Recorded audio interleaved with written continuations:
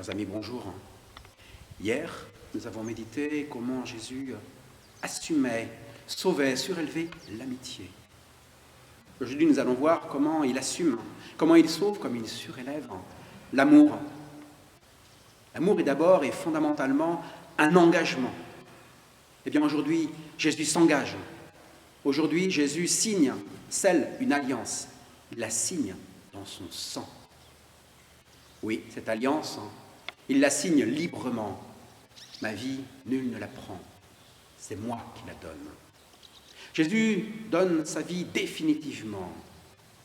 Oui, car le don est définitif où il n'est pas. Donner, c'est donner. Reprendre, c'est voler. Jésus ne reprendra jamais son alliance. Ainsi, enchâssé dans une alliance inébranlable, fidèle, indissoluble, alors les passions trouvent leur sens et sont rachetées parce qu'assumées par le Christ.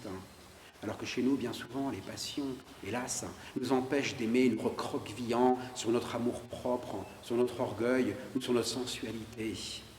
Ainsi, au lieu d'être oblatif, notre amour devient captatif. Mais Jésus vient assumer ses passions. D'abord, les passions du cœur. Nous avons vu hier combien Jésus a un cœur délicat. Il sait aimer, oui, il a racheté nos sentiments. Il sait être triste, il sait être joyeux. Il aime l'amitié.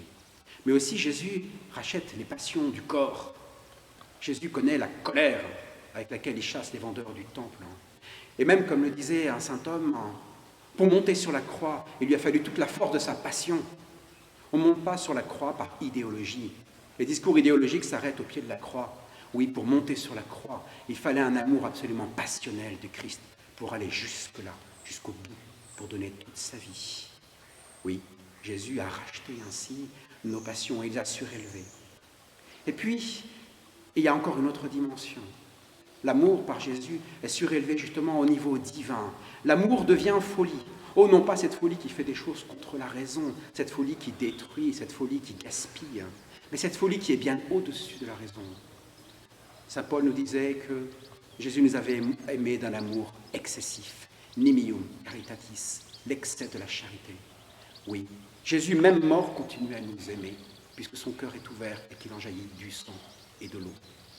Alors voilà, Jésus, aujourd'hui nous voudrions tous replonger nos amours d'amitié, nos amours d'amour, nos amours filiaux, nos amours parentaux, nos amours d'amants.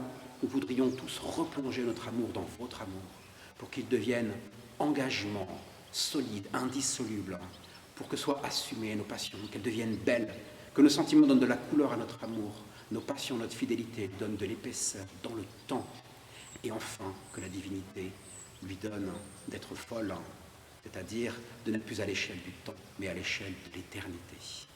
Allons et mourons avec lui pour ressusciter avec lui.